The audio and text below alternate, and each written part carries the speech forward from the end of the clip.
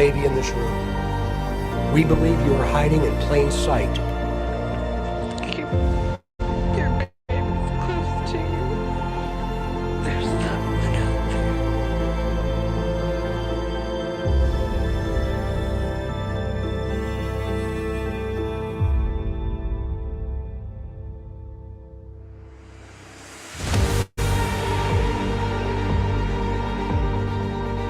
What's up, Mob Crew? I'm Chris, and today's missing person case is Don. Also, today's person of interest is Olivia. Today's missing person case is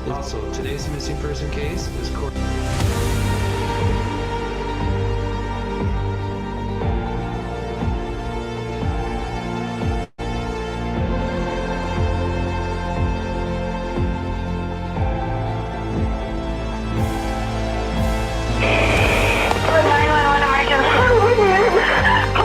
What's going on by 515th Street? What's going on there, man? We have a kidnapping.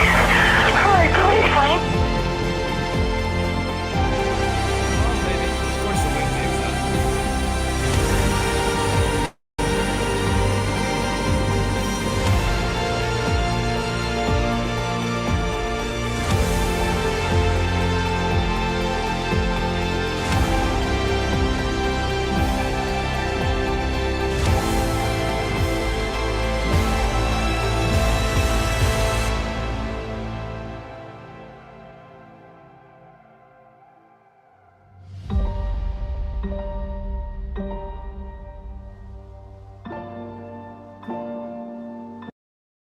What's up, Mob Crew? Thank you guys so much for tuning in. I am Chris with Monsters Under Our Bed. We cover murder, mystery to the paranormal.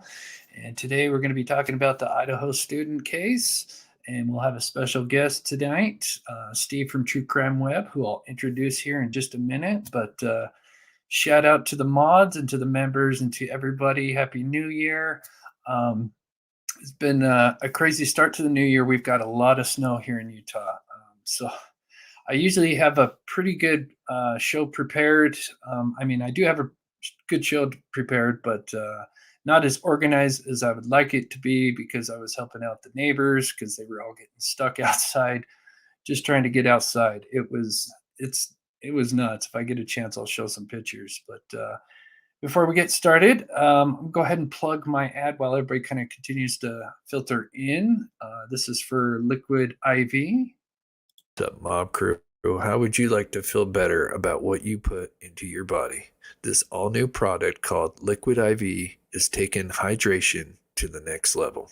Liquid IV's Hydration Multiplier is a great-tasting, daily electrolyte drink mix that utilizes the breakthrough science of cellular transport technology to deliver hydration to your bloodstream faster and more efficiently than water alone. Just add the non-GMO electrolyte powder to your water and let CTT do the rest. It comes in tons of different flavors like strawberry, grape, lemon, lime, and much more. Just add the powder to water and get the hydration your body deserves. They have powder for energy, hydration, and even one to help you sleep better. If you'd like to learn more or purchase some, go to this link down in the description of this video. And if you use the code THEMOBCREW during your checkout, you can save up to 20% on your next order. Hydrate now with Liquid IV. Thank you. And shout out to Liquid IV for being an affiliate with this channel. And sometimes they do up to like 30% off. They're always having crazy deals. So shout out to them. So before we introduce our co-hosts for the day, I'm going to quickly, we always like to give back on this channel and show the missing. So let me go ahead and get that prepared real quick. Move that over so you guys can see it. So today's missing person case, we have Michelle Lua. She went missing on September 1st of this year. She's just 15 years old. She went missing out of Rialto, California. She's 5'5". She has brown hair, brown eyes, 5'5" and 150 pounds. She may travel to Los Angeles, California. If you have any information, please call 911 or 1-800-THE-LOST. and that is Michelle Lua. And here's a close-up of her here. Get this over a little bit. There we go. All right. So we'll go ahead and introduce our co-host for today. How's it going, Steve? Doing great, sir. And how are you? Good, buddy. As always, honored to have you on the show. For those that might be kind of new to the channel, you want to give just a little bit of background about yourself? Sure. I'm Steve with True Crime Web. I'm a retired law enforcement officer. Had a 20-year career. Ended my career as an investigator. I was, had training from everything in that 20 years, from SWAT to becoming a state certified crime scene technician. Investigated all different types of crimes, from thefts to homicides. And after I retired and found the true crime world, this is where I'm at, and enjoy working in this web sleuth environment. Yeah, honored to have you here. It's been amazing, and you've been on. We've been covering this for quite a while now, and our last show we kind of talked about some of the forensics that was possibly left behind, and then we did the interview with Detective Fry, and you kind of caught how he was kind of acting and what he said in particular about talking about the jury pool, and you felt like him mentioning that.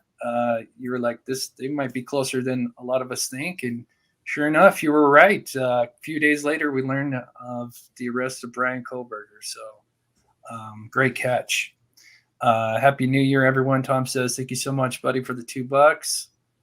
Let me get caught up here on the comments, and we'll just try to go back and forth. I'll try to get to some of the chat. If you have some questions for Steve or I'll try to kind of stop the show and answer a few along the way. So let's just kind of go over just the basics of Bryan Kohberger, who has been arrested. So he was a graduate at Washington State University. He studied in criminology. He lived in Pullman, Washington, which is approximately 10 miles from the victims. And according to one of the articles, I guess some of the students from Washington State, sometimes during the weekends or holidays, they would actually travel to Moscow, Idaho, and I guess maybe even vice versa, because they're just both right there. And so after the murders, he would be arrested in Scranton, Pennsylvania, in the Pocono Mountains. There's family residence up there. He is now being charged with 4 counts of first-degree murder and 1 count of felony burglary. Right now, he's waiting to be extradited back to Idaho, which will be tomorrow, as his next hearing. As a matter of fact, that is actually going to be live, so we'll probably be going live and covering that as well. So, and we'll as soon as we'll look that up, see what time that is. So apparently he drives a White Hyundai Elantra 2015, and I actually found his seatbelt violation that he incurred earlier this year, and we'll take a look at it.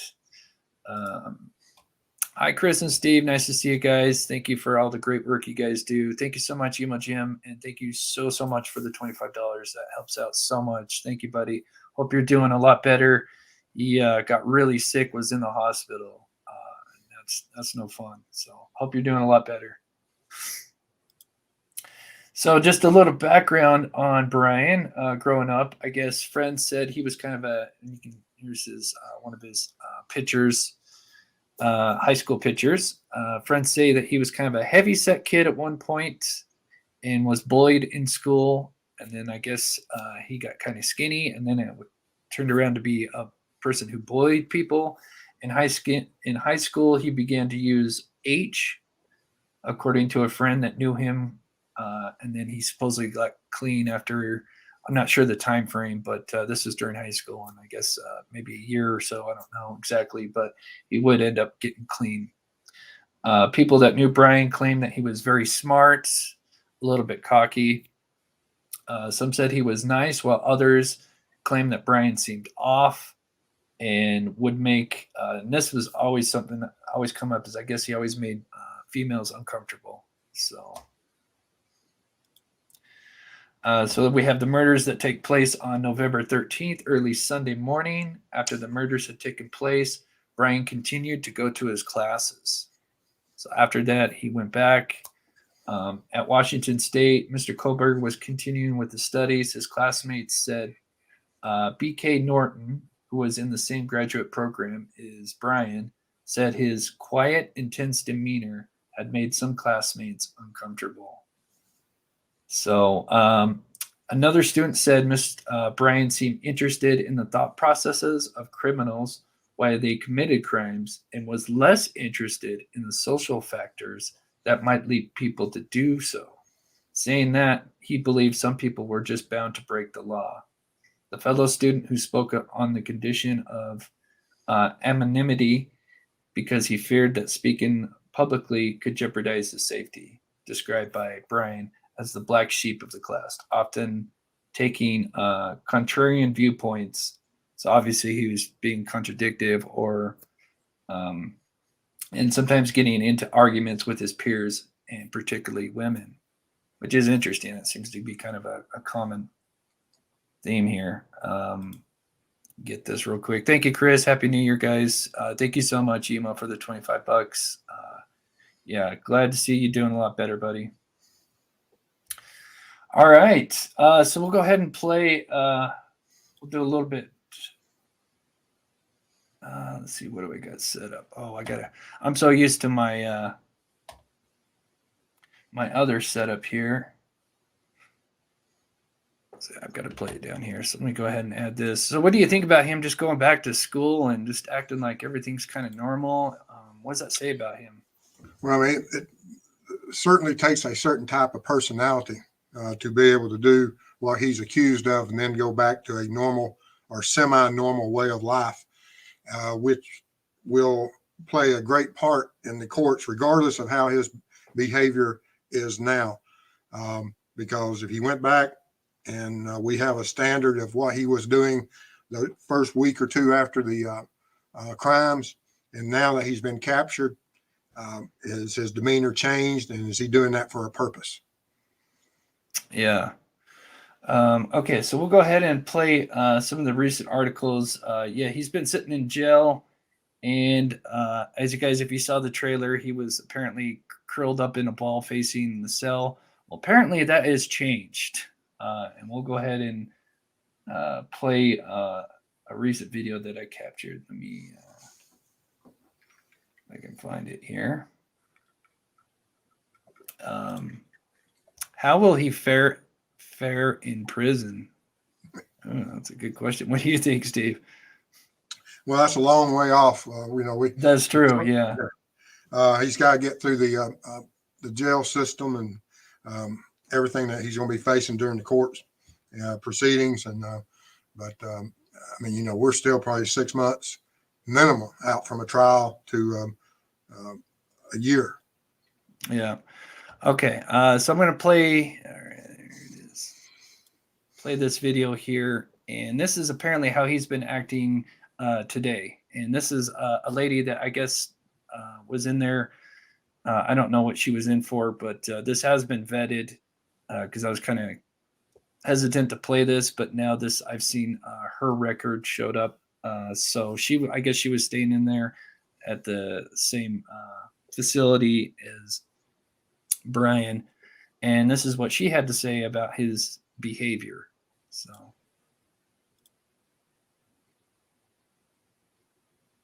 thank you so much, Truffles, for the $20. It was like a total lockdown. Like nobody could be out or in, while he was in the cell. Like if he came out, we were in lockdown. He's singing songs that are violent. Like what? What songs? Okay, so like I'm gonna cut you up. There's one called Bad Bunny. Bad Bunny, I'm gonna cut you up, motherfucker. This I'm gonna pee on you and I'll pee on your face. So that's usually by Bad Bunny or Snoop Dogg or something. My cell was on the right. If I went out and looked to the right, he was right on the right side. So I saw him clearly. And he was sitting in a cell? And he wasn't sitting, he was standing by the door, but you could still see him. Oh, the plastic glass. Yes. So how far away were you from him? If I was here, literally, maybe where this line is right here. He said, do what you want with me. I don't give a Sorry, it's a little bit low for her, but yeah, she's basically saying he is really acting out, quite different from what we heard earlier about him just curled up in the ball facing the wall. Sounds like he's a lot more animated. I don't know. It seems like if he's trying to act, go an insanity route now. What's your thoughts on this, Steve? I'm kind of shocked. I don't understand the housing facility that has females and males in the same part. Is she saying she was an inmate, or is she? Yeah, that's true, huh? She was in there though. Now she's saying I don't think she saying I think this is like when he was coming in, maybe. I don't know. That's a good question. Now that you're saying that, but I know she was in there because they pulled up her report. But it was in the Daily Mail as well. I mean, although you can't always trust everything they say, but that's apparently what she's claiming. So I guess take that with a grain of salt.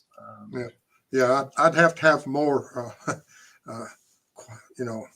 something more than just what she's saying. Everything may be absolutely true, but I just find it, normally there's a separation of female and male populations. Right. Yeah, that's a good point. But yeah, that was what was coming out on Daily Mail.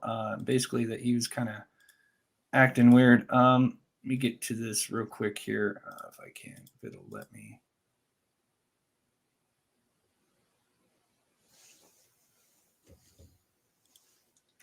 Did you see my last text? Someone released a video of what I think.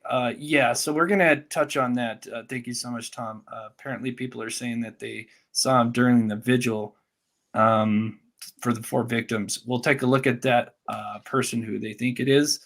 Just from the first photo I saw, I don't know. It's hard to tell, but we'll look at it for sure. And thank you so much, Twin, for the $20. Yeah, if it's not him, it's a twin. Yeah, it looks like him.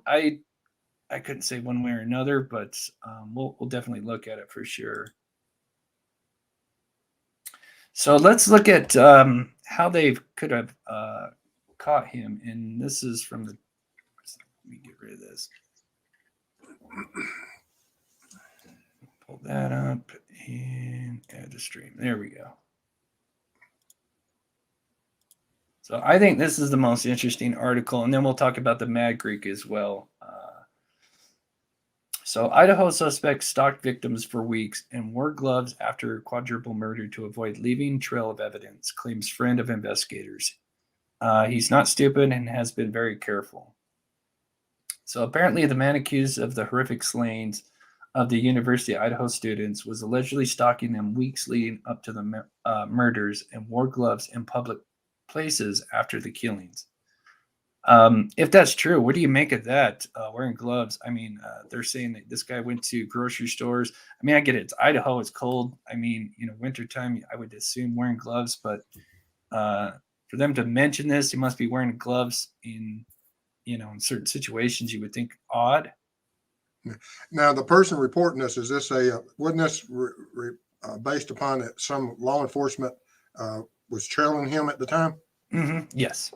Well, if that's the case, then he's been under surveillance for quite a while, and for them to make note of that. And so if they're making note that he's wearing gloves, and then that's indicative that he is what he left at that scene may be not only DNA, but fingerprints, bloody fingerprints, or whatever type of DNA materials that, has been spoken about that has been left at the scene that belongs to him. And so if he thinks he left fingerprints there, and hopefully he has, but that does speak volumes that if he's trying to conceal them for that purpose.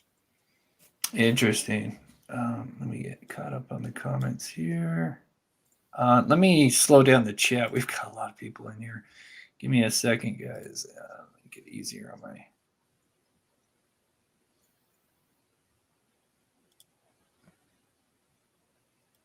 Okay, mods, let me know. Let's see, we got 1,500. Kick it up to 50 here. That should be a little bit better for everybody, so it's not going so fast. Okay. So I'll read a little bit more because I think this article is really interesting. So I guess he has been under surveillance for quite a while. While he was under surveillance in Pennsylvania, according to the source, police witnessed him appearing to try and avoid leaving any more DNA or fingerprints behind by taking protective measures in public. Let's see. And this was the source. I think we kind of covered this last time, but apparently they had followed him into the local grocery store where he wore gloves the entire time. They also alleged that the prime suspect was stalking his victims ahead of the murders, with their cell phone locations matching up on several occasions. And I think this is quite interesting. So, I mean, this will be huge in court where this is where digital forensic data is going to come into play, where he's going to be pinging along with the victims if this is true. So if they're, let's say if they're at work or whatever, and he shows up, or when they leave, he's, within that same vicinity, basically geofencing. What do you make of that? I mean, that's. Well, not only that, but they'll be looking at all that data for his digital footprints to see that if he is highly organized and all the information from where he was doing his survey of trying to find out the information from other offenders, all the way to that there's certain type of individuals that offenders that when a crime is committed, they don't immediately leave from their residence and they don't immediately return to the residence. They'll have a prepping or staging area. And if they did enough of the digital footprint of him, they may be able to locate a staging area that he would have went to prior to the crime to prep for the crime. And then after the crime was committed, he may have been able to move to clean up before he goes back to his residence. And but all that'll be looked at from the digital standpoint of tracking him in his days prior to this. And he may have even cleaned up some at the scene, especially before he gets into his primary vehicle to get back home. And they would be, you don't get in a fight before people and during a knife attack and walk out of there without some type of DNA profile from the victims. And when you transfer that to your environment, such as your car, your residence, or any place that you come in contact, all law enforcement's got to show is that also that you have the victim's DNA in your environment and they've never been there before. And so he has a big battle ahead of him, regardless of which way the contamination goes. Right. Great insight. Thank you so much, Mary Callahan. BCK, yeah. Because now you got BTK and then BCK.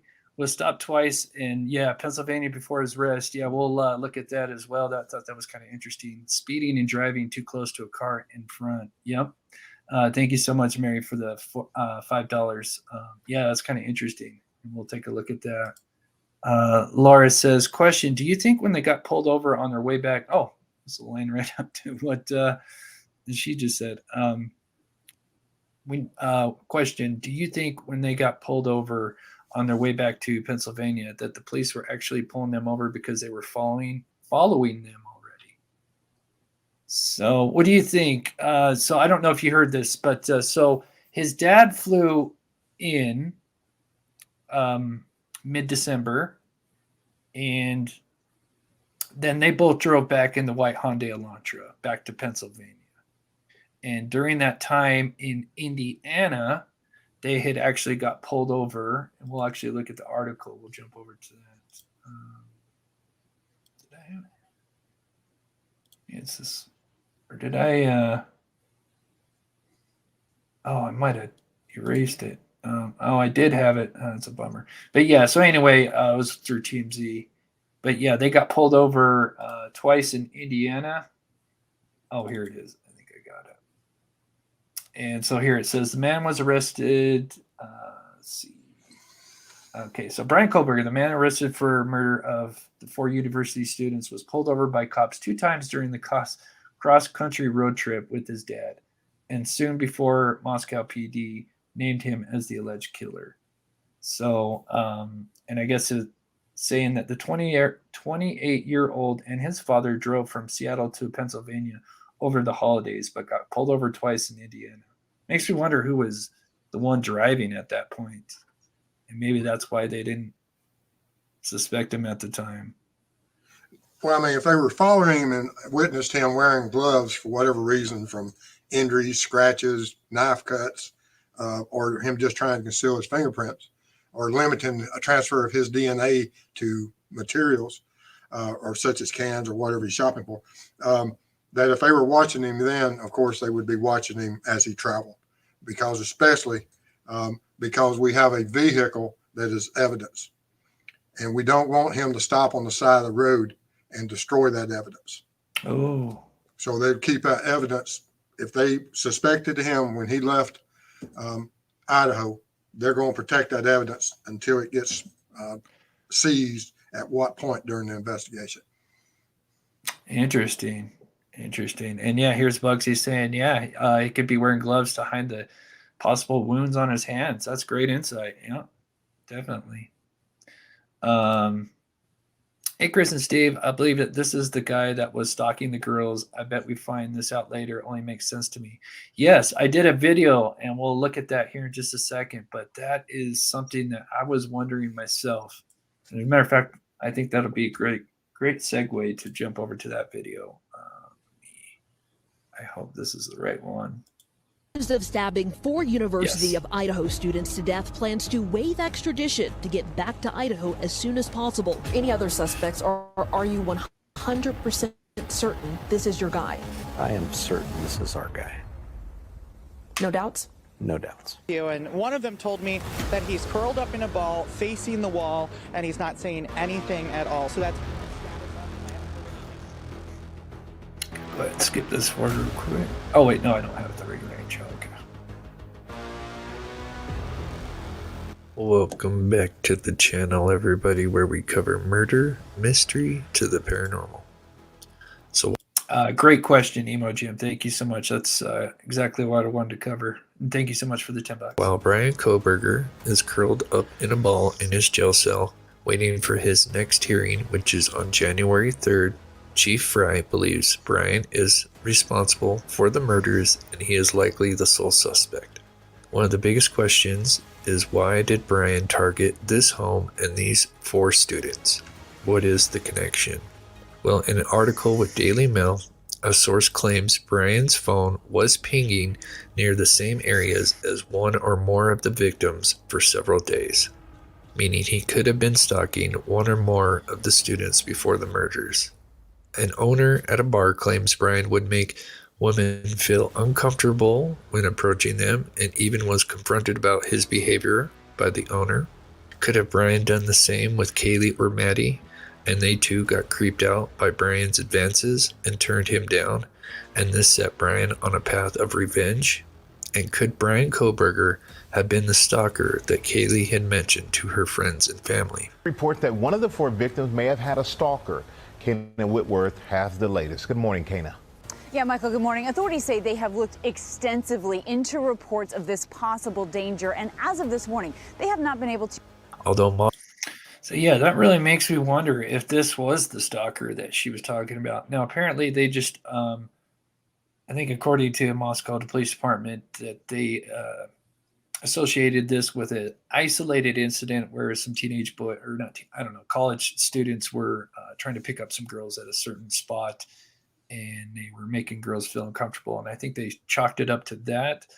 But it makes me wonder if, there was that incident, of course, but this was actually what Kaylee was talking about, and they were being stalked.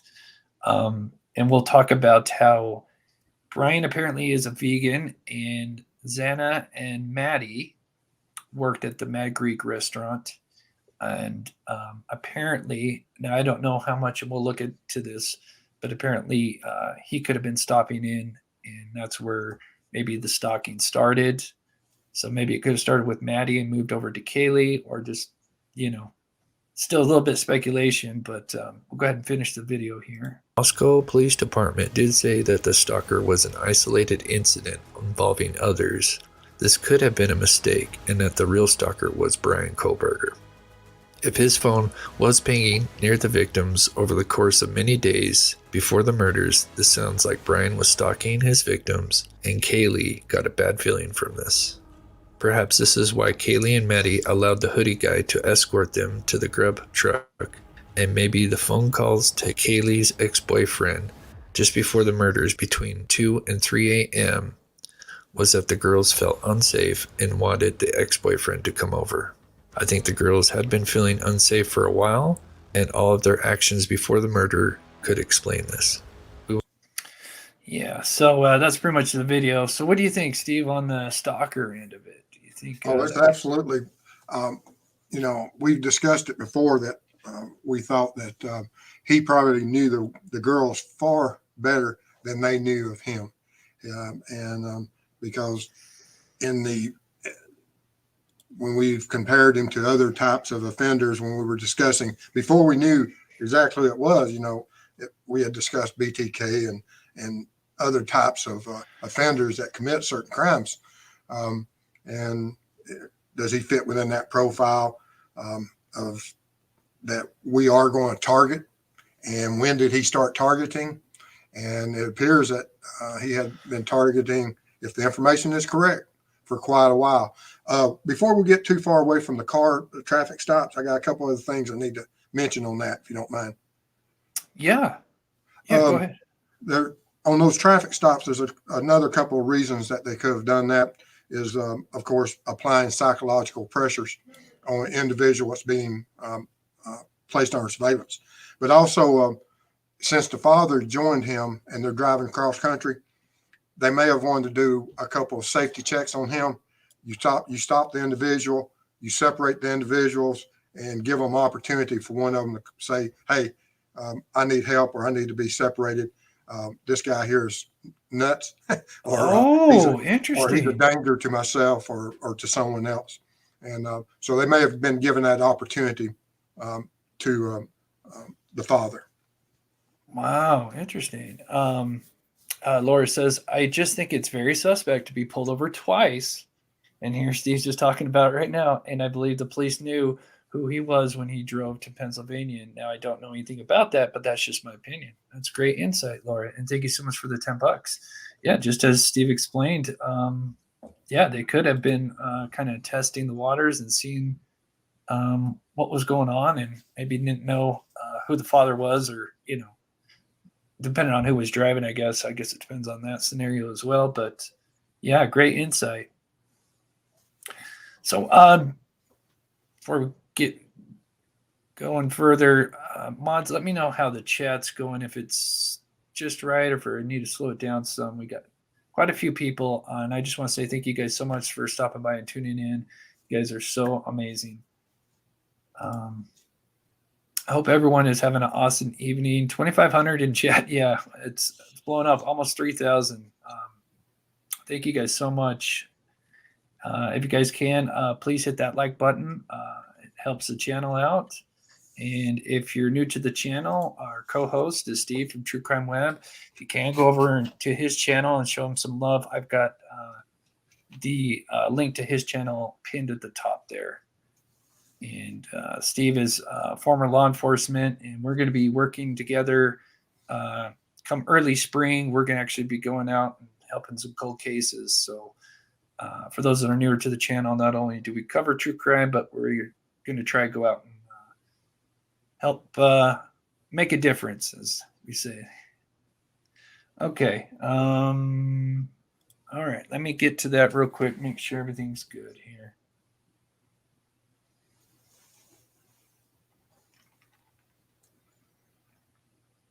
Okay. All right. Okay. So she's saying, all right, the thing's good. All right. Is it possible that this could have been his first kill? I mean, as big and complex as it was, seems also crazy to me. Yeah. What do you think? I mean, I would think in this day and age for him to, I mean, it's possible. I mean, this guy's studied a lot, criminal background. What do you think? You think this is his first time? Well, and it depends on how you define kill. There's a lot of different Oh. animals, Right. maybe human, but in what type of offender. He made women uncomfortable for a reason. There's a history from other people describing his interactions with them, even from his people in his classes.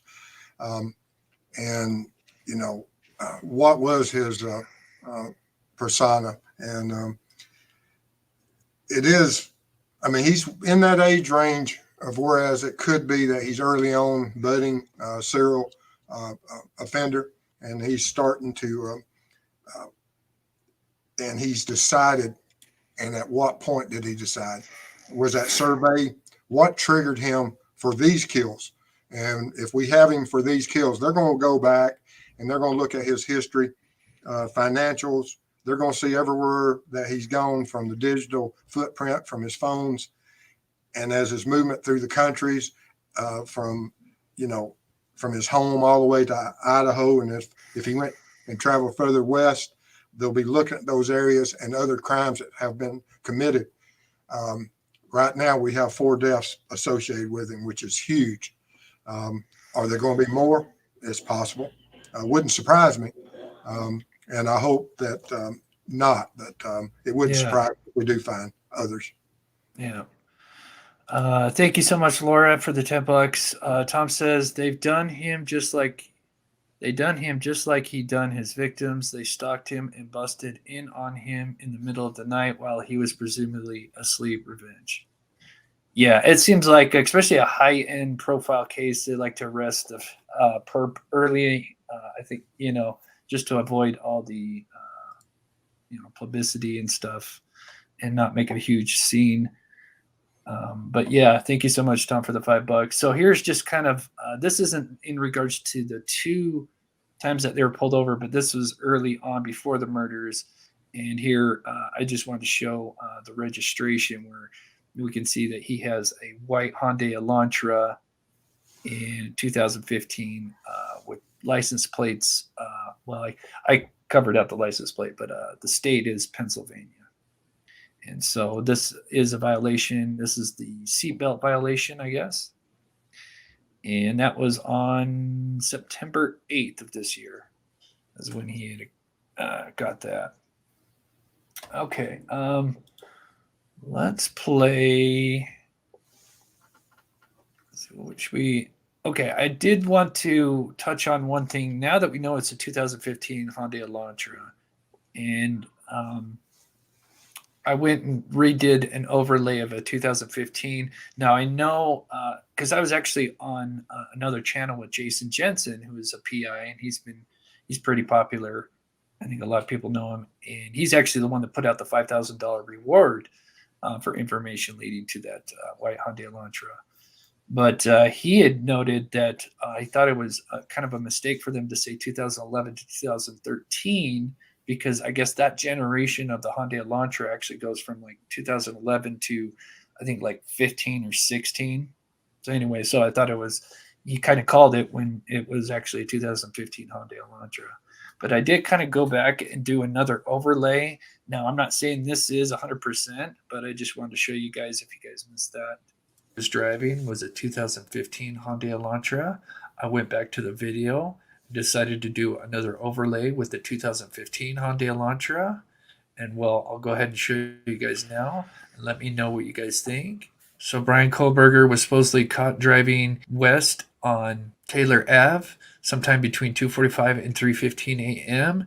It just so happens officers were out there and facing Taylor Avenue, and there's a car that goes by at approximately 2:58, and it just so happens to look like a 4-door sedan that happens to be real similar to a Hyundai Elantra. I go ahead and brighten up the picture a little bit, zoom it in, and then overlay the vehicle multiple times at different angles so you guys can get an idea. I think it's a pretty darn close match.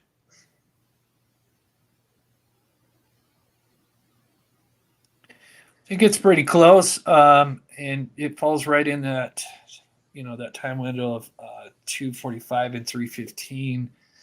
And one of the things that when I was on Banfield, she talked about the grill And I had never even tried matching that up, but does kind of match up with the grill and the hood, where we've got kind of the space here. Obviously, it's hard to tell, but one thing is we'll probably get an answer to that real soon, as far as because we're going to have the probable cause affidavit anytime now, probably after his hearing tomorrow when he comes back to Idaho. And they said they're going to, sealed right now, but once they release that, you want to give just kind of an overview of what a probable cause? I'm sure most of us know, but what do you expect from the probable cause? Oh, it's going to have everything in it from what, or hopefully, there's a couple of different ways they can approach it. They can approach it and just throw everything in there, including the kitchen sink, or they'll just limit it to just the basic information of what probably has linked him to. If they have any DNA, of course, they will put that in there and attach him, which I would expect. They're not going to, list out or they could, but I would expect they say they have DNA material. If they have DNA material, we're going to see that. It'd be a very limited, very short version of, because that's all it would take. If he has his materials at the crime scene and it's in a place that can't be explained other than he's the offender, then that's what we're going to see in that probable cause. But the probable cause affidavit simply is, these are the reasons that we believe this offender, this person listed in this affidavit, is responsible for the deaths of these 4 individuals. That's all it does. And they'll list out, there's 2 different ways. Either they'll approach it with minimum or they'll just throw everything.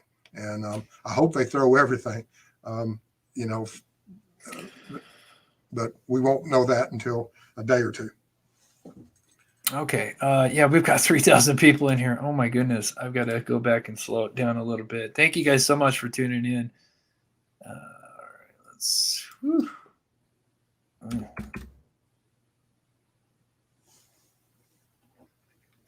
Okay, hopefully that'll be so. Emo says that car is not white, Chris. It's silver gray. It may be, but I do know that cars that are even white can still look dark. I even showed some examples of that, not in that video, of course, but I hate stakeouts at night under those street lights. They are a different animal. They make all different types of shades of white, silver, gray. They're just a nightmare at night sitting out there trying to determine what color vehicles are at night. I've called so many different wrong colors at night just due to that, the different types of lighting. Okay, we'll get this question, then we're going to play the next video. Question, can you have probable cause without DNA? Sure. Yes. I mean, he could have, they could find a fingerprint. They could find some hair. They could find fiber. It could be animal hair. I mean, there's so many different things. I don't know if he had from his residence, but whatever they've linked him forensically to that crime scene, is it a shoe print? Is it a fingerprint? Is it hair, fiber? Is it, I mean, there's just so many different things. Was he seen on a camera? Was the car clearly identified at the residence at the time? We don't know these, but we will find out these details pretty soon. Yeah. That probable cause will have just about answer a lot of questions, except for the why, which I'm sure a lot of people are wondering why did this guy have to do this? And but it looks like this guy has been studying for this, and there's even some talk that he was talking with the BTK killer or the daughter or both. Still looking into that. Go ahead and play this video here. Start this morning in Idaho with more News Nation exclusive reporting on that murder suspect.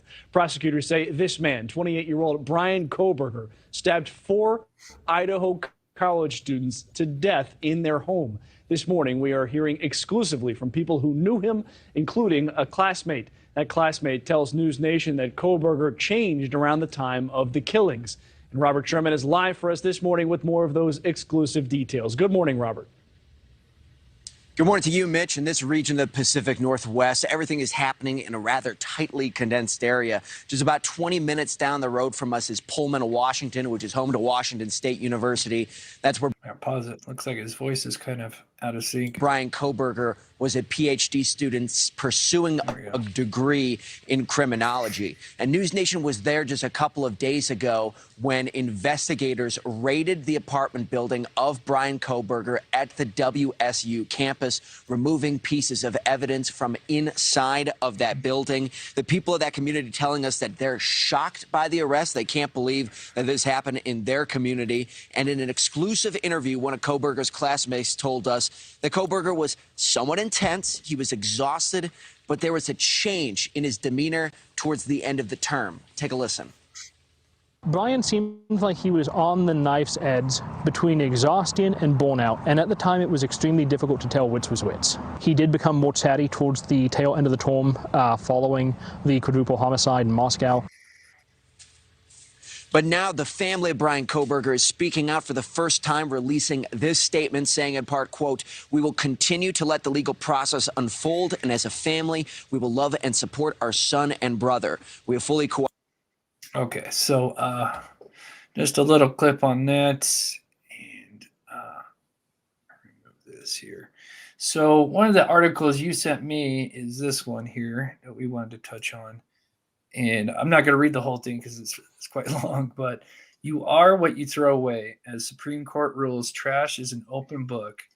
Garbologists say how revealing that could be. Boy, that's a mouthful. But it's interesting. Basically, and I'm not going to read the whole thing, but you want to kind of explain?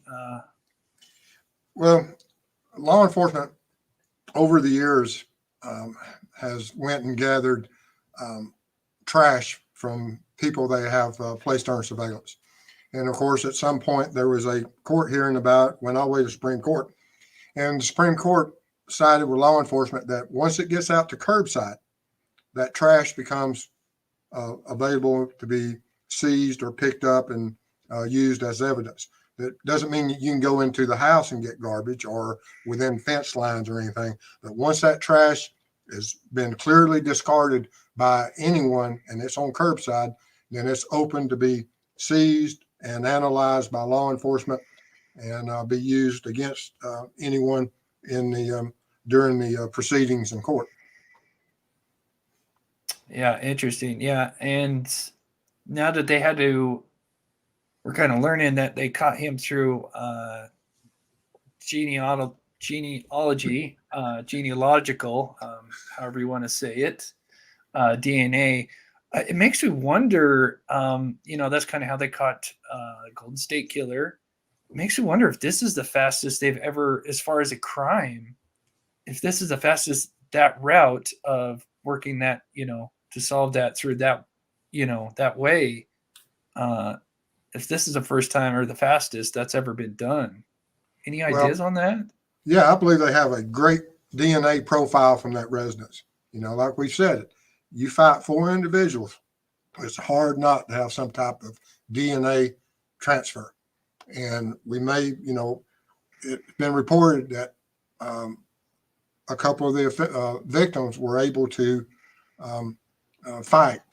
Were they able to hurt or injure him and gather through scratching or fighting, or hair pulling? Were they able to get a DNA profile that way? Or was during the struggles, did he cut himself and has left all the DNA materials they needed to gather that information and enough of it to have such a quick turnaround, which is absolutely amazing that they have turned it around this quick.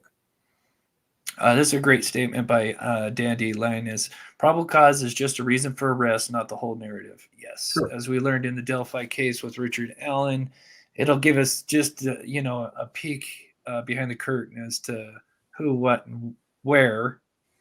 Not much so much as the why, but yes, it'll kind of give us why they were looking at him. And it sounds like, especially if they've got DNA and digital forensics, which that'll be huge if he was, and that'll lead into this part where internet claims vegan Bryan went to Mad Greek where Xana and Madison worked. So we'll read this here.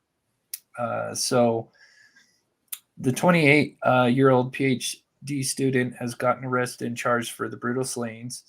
The internet has been trying to find a connection between Bryan and the victims. In recent discussion, netizens have been speculating that Bryan, who is vegan, went to Mad Greek where Xana and Madison worked. That would be interesting because, that would be a strong connection. So on December 30th, Kohberger, a PhD student, was arrested. Let me go on. After the arrest, netizens are interested to know the motive behind the killings. Connecting the dots, one Twitter user wrote, "Someone else made a great point. He is vegan.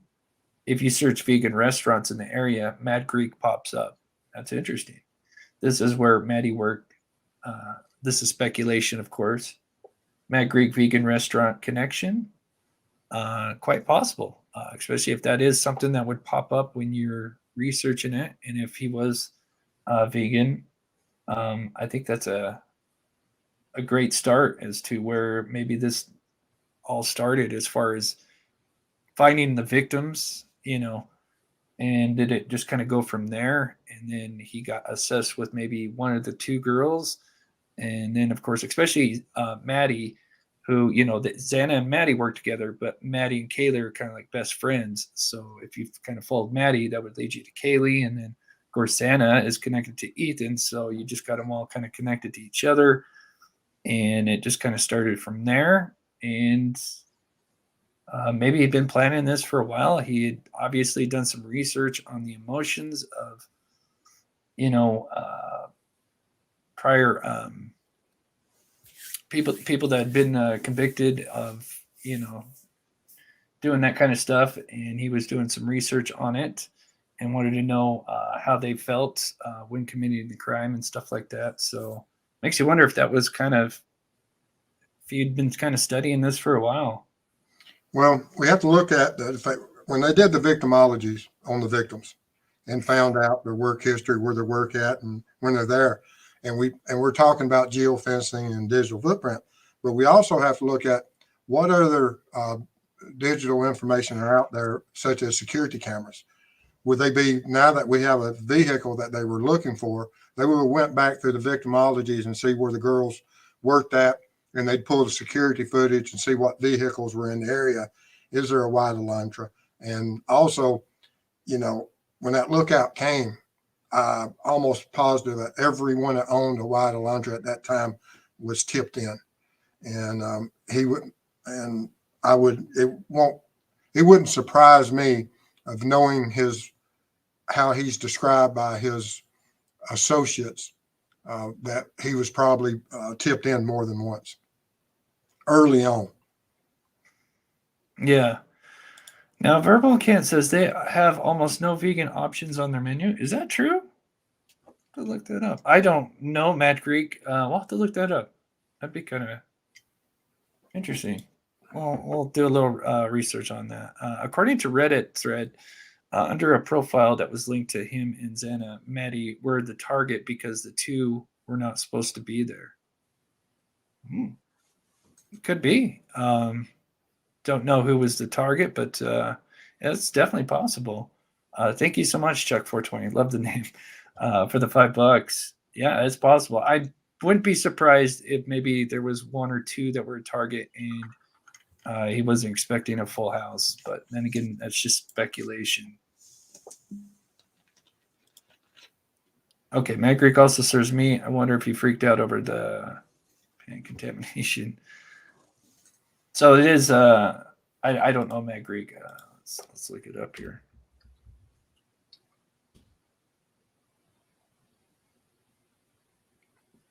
So it's a Greek restaurant and pizza joint. Enjoy traditional gyro. Is this it here? I don't know if I can find the menu, but wouldn't surprise me if they had some stuff like that on there. Yeah, I guess you could have a Greek salad, and I guess you could order a pizza with no cheese or sauce. Yeah, that's true. Interesting. I'll have to look that up. That's a great catch, though. Let's see, what time is it? Okay, so we've been going for an hour, so we'll go for a little bit more. If you have a question for Steve or I, go ahead, put it in the chat, and I'll see. I mean, we've got 3,000 people in here. I'm not going to be able to get to every question, but we'll try to get a few out before we go. I cannot click on that quote, but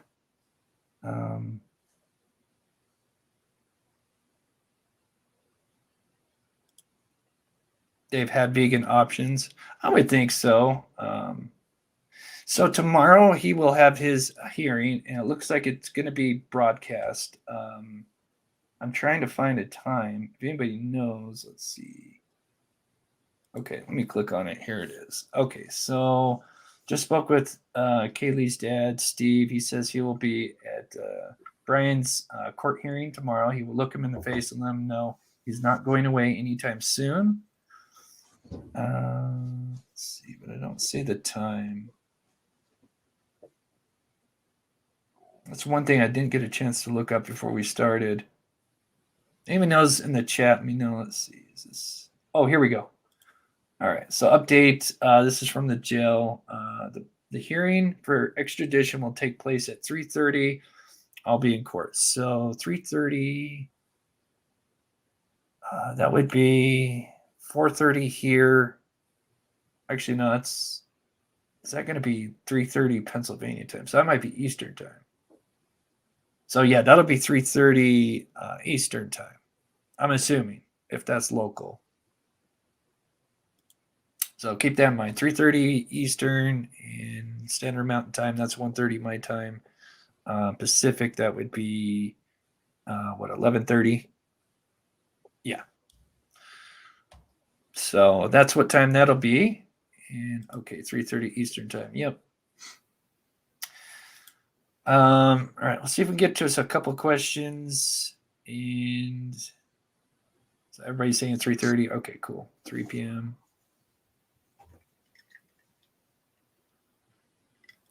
Will his court hearing be available live online? I think so. They're going to be broadcasting it on.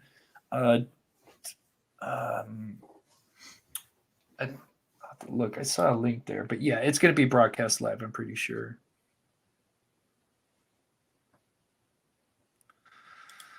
Are they looking into unsolved murders or missing person cases in Pennsylvania? Not that I know of. I'm pretty sure law enforcement will be. Yeah, just to cover their tracks. Yeah. And yeah, you never know. Yeah. From the time that he will have come of age and had the abilities to commit any crimes, they'll be going back looking at certain unsolved cases. Right. How long do you think you've been stalking them via social media and maybe stalking them at the house? I've heard there was an article that said they used the word weeks, which would make sense to kind of study them and to understand. Still surprises me this guy's never been in the house. I mean, we don't know if he has before the murders, but that does surprise me if that is the case, that he never just showed up at one of these random parties. It makes me wonder, could the whole house have been the target, just luckily the people on the first floor had their doors locked or something. Okay. Thank you so much, Mindy, for the question.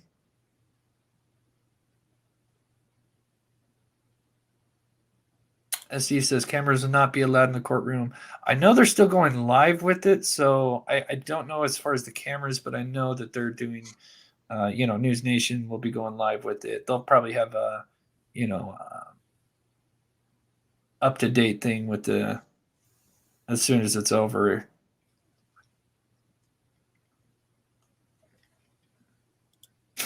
As soon as Matt Greek was mentioned, I'm sure hundreds Googled it. That would make it show up as number one. Yeah.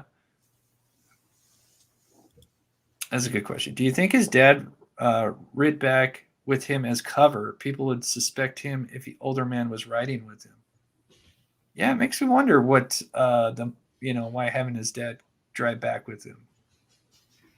Well, I mean, he may have called his dad for a lot of different reasons, from saying, I need your help, to going home for the holidays. We don't know, but there's a broad spectrum there of why his father may have came out to Idaho. Yeah. Okay, so let's look at one more thing, the Vigil thing. That's what I wanted, because Tom and all right, let's all do a consensus and let's see. So I took. Let me hide this comment. Well, all right. So there's two pictures. Here's the first one. Let me know what you guys think in the comments below. Do you think? I honestly don't think it's him. We'll look at the other picture. It's this one. He's looking kind of forward. Let me back it up. Let me see if I can make it a little bit bigger for us. Here we go. I don't know. What do you think, Steve? I mean, yeah, there's. I mean, unless there's some reason that this, I have no idea what the context of this photo is. Yeah, I mean, so this is a guy at the Vigil. This here is the Vigil hearing, and people are saying, "Oh, okay. He went to the Vigil." Oh, I'm sorry, I didn't. My apologies for not explaining it. So yeah, this picture here is the Vigil, and people are now posting that it looks like Bryan went to the Vigil, and they're saying that this guy's the guy. I don't. It looks close, but I don't think, in my personal opinion, I don't think it's him. Now, it's not uncommon for criminals, obviously, to go back and do those kind of things, show back at the crime scene, funerals, whatnot. But we'll look at one more picture here. Let's see. Oops.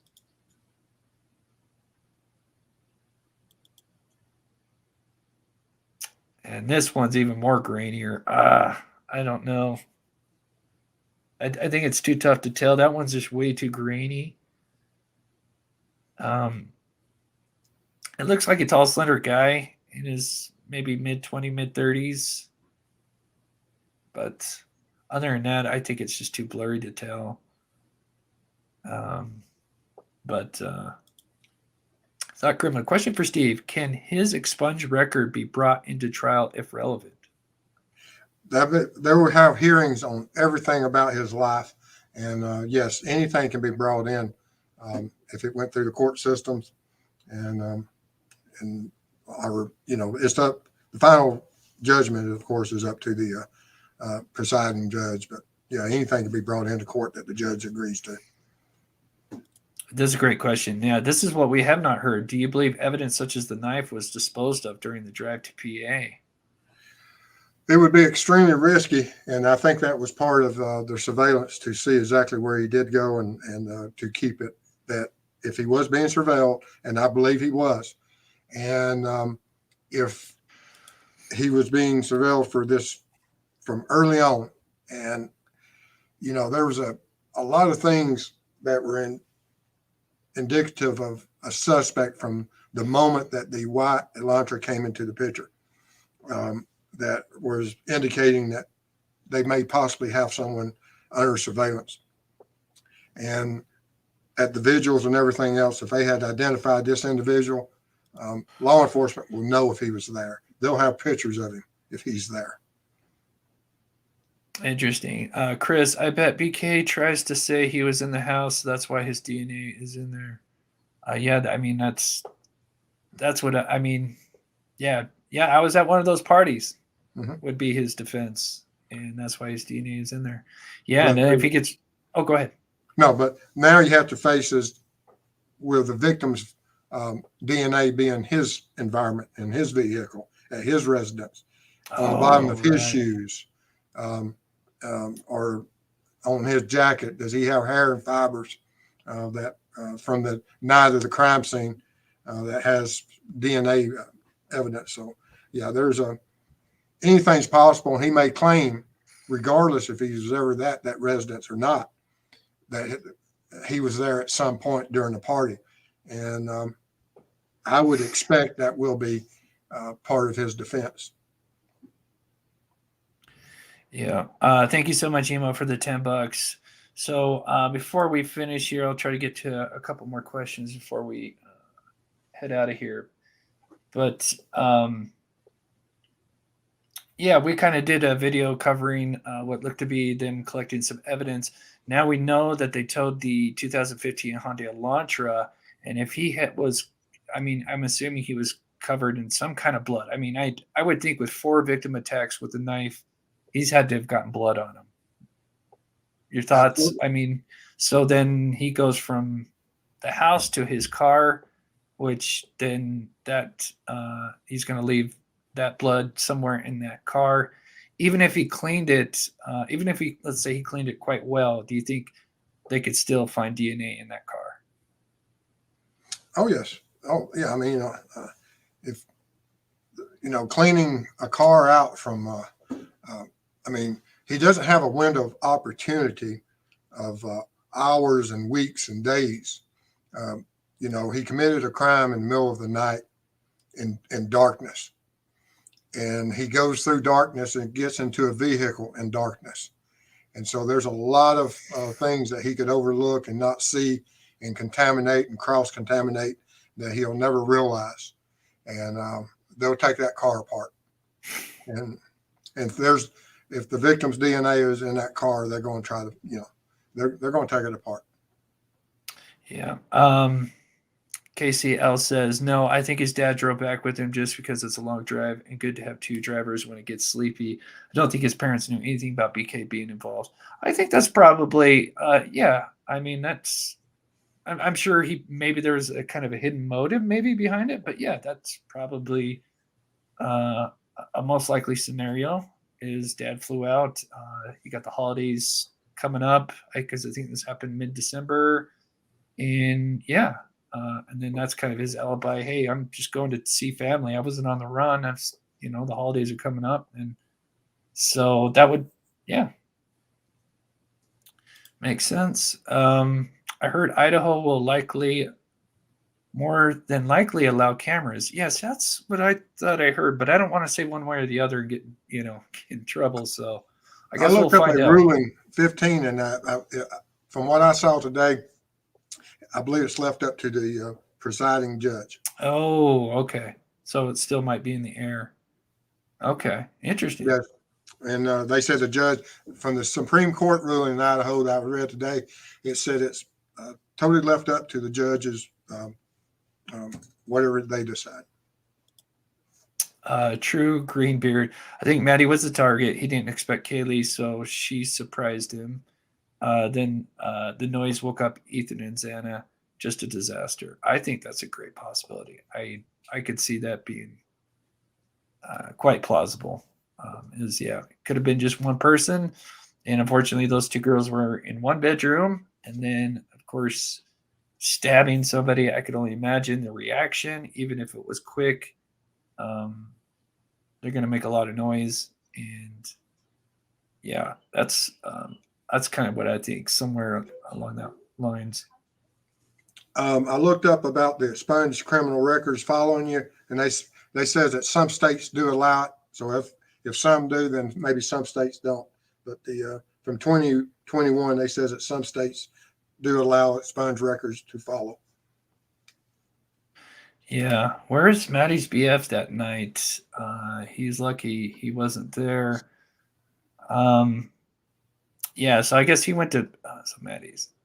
Yeah, I'm not sure Maddie's because I was thinking of Kaylee's. Yeah, I'm not sure. Yeah, I can't comment on that. So anyway, let's just kind of recap. So it looks like we'll have the hearing tomorrow at 3:30 Eastern time. And that is 11:30 Pacific time for those on the Pacific West. And it'll be his hearing. After that, they said once they get him to Idaho is when the probable cause affidavit, which will have the who, what, where in it, basically. And that will be released once he comes back to Idaho. So we could expect that maybe, I don't know, late tomorrow, at least in a couple days. What do you think, Steve? Well, just as soon as he signs that, then I don't know if they're going to throw him on a plane and fly him. The marshals handle him, or if they're going to transport by van.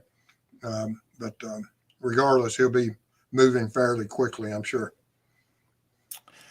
All right. Before we go, could unmarked or followed, and if something was tossed, then pulled them over to see who was sitting there?